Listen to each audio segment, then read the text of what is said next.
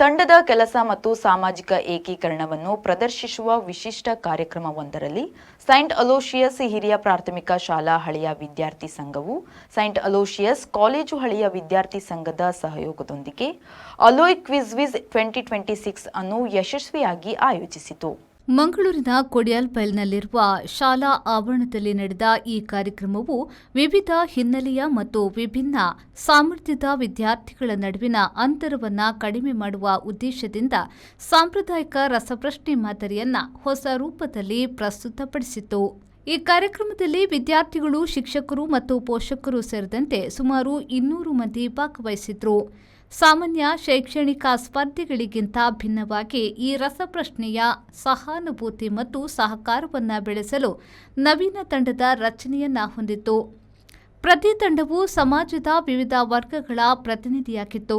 ತಂಡದಲ್ಲಿ ಒಬ್ಬ ದೃಷ್ಟಿ ವಿಕಲಚೇತನ ವಿದ್ಯಾರ್ಥಿ, ಒಬ್ಬ ಶ್ರವಣ ಮತ್ತು ವಾಕ್ದೋಷವುಳ್ಳ ವಿದ್ಯಾರ್ಥಿ, ಒಬ್ಬ ಸರ್ಕಾರಿ ಶಾಲಾ ವಿದ್ಯಾರ್ಥಿ ಮತ್ತು 2 ಖಾಸಗಿ ಶಾಲಾ ವಿದ್ಯಾರ್ಥಿಗಳು ಒಳಗೊಂಡಿದ್ರು. ಈ ವಿಶಿಷ್ಟ ರಚನೆಯು ಕೇವಲ ಸಾಮಾನ್ಯ ಜ್ಞಾನವನ್ನು ಪರೀಕ್ಷಿಸದೆ ನೈಸರ್ಗಿಕ ಅಡೆತಡೆಗಳನ್ನು ಮೀರಿ ಒಗ್ಗಟ್ಟಿನಿಂದ ಕೆಲಸ ಮಾಡುವುದಕ್ಕೆ ಒತ್ತು ನೀಡಿತು. ಪ್ರೆಸಿಡೆನ್ಸಿ ಶಾಲೆ, ಲೂಡ್ಸ್ ಸೆಂಟ್ರಲ್ ಸ್ಕೂಲ್ ಮತ್ತು ರೋಮನ್ ಮತ್ತು ಕ್ಯಾಥರಿನ್ ಲೋಬೋ ಶಾಲೆ ಸೇರಿದಂತೆ ಒಟ್ಟು 15 ಶಾಲೆಗಳು ಸ್ಪರ್ಧೆಯಲ್ಲಿ ಭಾಗವಹಿಸಿದ್ದವು. ಅತ್ಯಂತ ರೋಚಕವಾಗಿ ನಡೆದ ಈ ಸ್ಪರ್ಧೆಯಲ್ಲಿ ರೋಮನ್ ಮತ್ತು ಕ್ಯಾಥರಿನ್ ಲೋಬೋ ಶಾಲೆ, ಎಸ್ಡಿಎಂ ಮಂಗಳಜ್ಯೋತಿ ಇಂಟಿಗ್ರೇಟೆಡ್ ಶಾಲೆ, ಸೈಂಟ್ ಅಲೋಶಿಯಸ್ ಗೋನ್ಸಾಗಾ ಶಾಲೆ ಮತ್ತು DKZPHP ಶಾಲೆ ಕಾಪಿಕಾಡ್ ತಂಡದ ವಿದ್ಯಾರ್ಥಿಗಳು ಪ್ರಥಮ ಸ್ಥಾನ ಗಳಿಸಿದ್ರು. ವಿಜೇತ ತಂಡದಲ್ಲಿ ಆರ್ಯ, ಆಮಿನಾ ನಿಧಾ, ಅವಿಕಾ ಜೋಶಿ, ವಿಷ್ಣುದೇವ್ ಪಾಂಡೆ, ದಿಲೀಪ್ LD ಹಾಜರಿದ್ರು.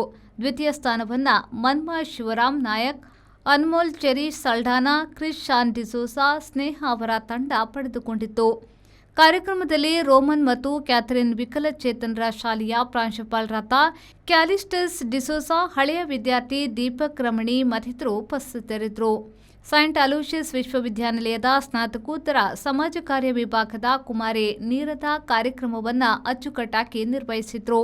ಹಳೆಯ ವಿದ್ಯಾರ್ಥಿ ಸಂಘದ ಕಾರ್ಯದರ್ಶಿ ನೀಲ್ ರೋಡ್ರಿಗಸ್ ವಂದಿಸಿದ್ರು. ಕಾರ್ಯಕ್ರಮವನ್ನು ಭೋಜನ ಮತ್ತು ಭಾಗವಹಿಸಿದ ಎಲ್ಲ ವಿದ್ಯಾರ್ಥಿಗಳಿಗೆ ಪ್ರಮಾಣ ಪತ್ರ ವಿತರಣೆಯೊಂದಿಗೆ ಮುಕ್ತಾಯಗೊಳಿಸಲಾಯಿತು. ಈ ಕಾರ್ಯಕ್ರಮವು ಮಂಗಳೂರಿನಲ್ಲಿ ಒಳಗೊಳ್ಳುವಿಕೆಯ ಶಿಕ್ಷಣದ ದಿಕ್ಕಿನಲ್ಲಿ ಒಂದು ಯಶಸ್ವಿ ಹೆಜ್ಜೆಯಾಗಿ ಮೂಡಿಬಂದಿದೆ. ಬ್ಯೂರೋ ರಿಪೋರ್ಟ್, ವಿ4 ನ್ಯೂಸ್, ಮಂಗಳೂರು.